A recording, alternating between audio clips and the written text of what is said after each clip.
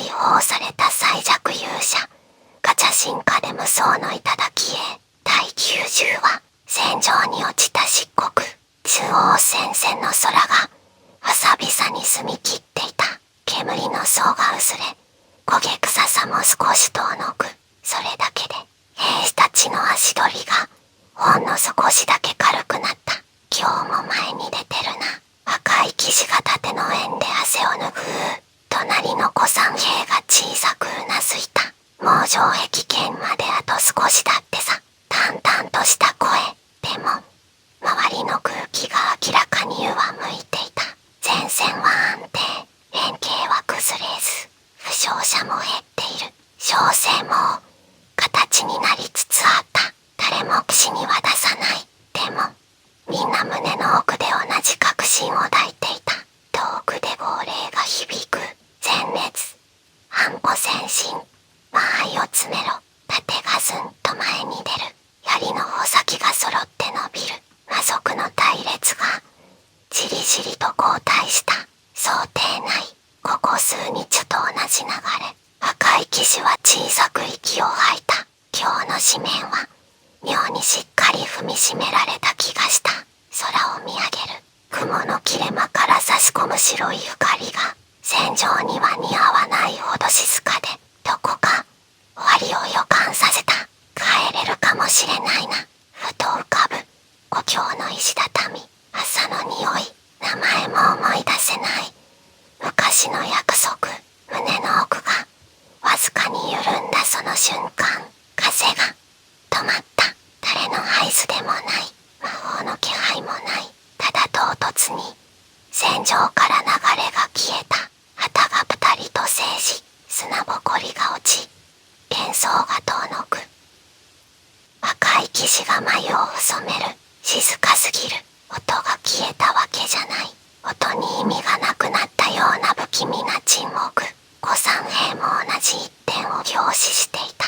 あそこだ。視線の先、戦場のど真ん中。まだ誰も支配していない空白地帯。そこだけ色が沈んでいる。明かりは届いているのに、なぜか深さが違う。空間は黄色く死んだ。次の瞬間、空に線が走った。音なし、閃光なし。ただ黒い裂け目だけが現れる。傷跡みたいに細く、瞬きの間にゆっくり広がっていく。誰も声を出せなかった。炎が拒否していた。魔法じゃない、手にでもない。今まで見たどの現象とも違う。裂け目の奥に明かりはなかった。底なしの闇がじっと覗いている。いてはいけない。そう思うより早く、それがしてきた。早くはない。むしろゆったりと重力に従ってるのかすら怪しい軌道。黒い細長い影、やがて形がはっきりする。剣だ。ただの太振りの剣。誰も動けない。迎撃も回避も叫びすら起きない。全員がただ見つめていた。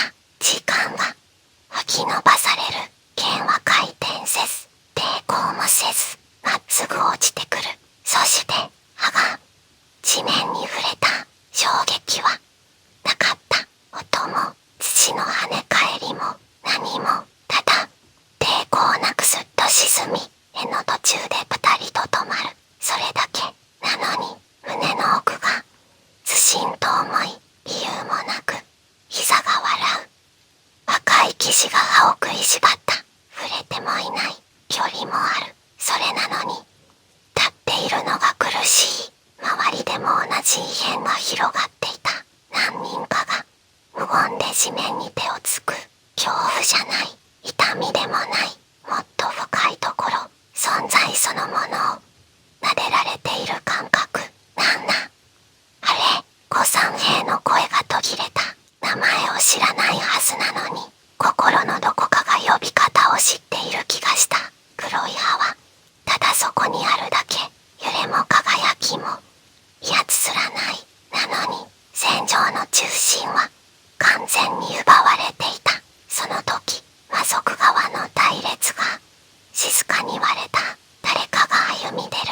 重さもやつもない。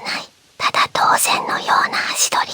片方の角が折れ、欠けた柵から黒い巻がにじみ出る獅子を鱗のような漆黒の鎧で覆った魔性ガルザーク。彼は剣の前に立った。周囲の魔族すら無意識に距離を取る。炎がわかっている。触れていいのは資格を持つ者だけだと。静寂。ゆっくりと指がえに伸びる。そして触れた瞬間、世界が死んだ。溢れ出したのは魔力じゃない。侵食。目に見えない闇が水面の波紋のように広がる。触れてもいない魔族兵の皮膚が静かに黒く染まり溶けていく。悲鳴は上がらない。痛みより先に存在の輪郭そのものが削られていく。ガルザークは溶けゆく配下に一別もグレース。ただ剣の感触を確かめるように指を滑らせた。それでも彼は手を離さない。これか、ただそれだけ。彼は剣をゆっくり持ち上げた。軽い羽みたいに、なのに同時に世界そのものを握っているような重さ。王国兵の前線が一歩後ずさる。理由はわからない。でも理解だけはある。あれは武器なんかじゃない。ガルザークが何気なく、本当に何気なく剣を振った。斬撃は見えなかった。音も衝撃も何も届かない。ただ数十メートル先の空間は遅れて崩れた。兵士も盾も地面もまとめて最初からそこになかったかのように消滅した。静寂。誰も声を出せない。分かってしまったから。これは戦いじゃない。ただの終わりだ。ガルザークが興味を失ったようにつぶやく。魔王様の器としては十分だな。復活はまだ先。だが準備だけは整った。彼が一歩前へ踏み出す。それだけで均衡していた戦線が音もなく崩れ始めた。遠く後方、まだ何も知らないユーマのもとへ最初の大敗走の知らせが疾走していた。常闇の剣。それは誕生なんかじゃない。ただ世界が負けた証が形を得ただ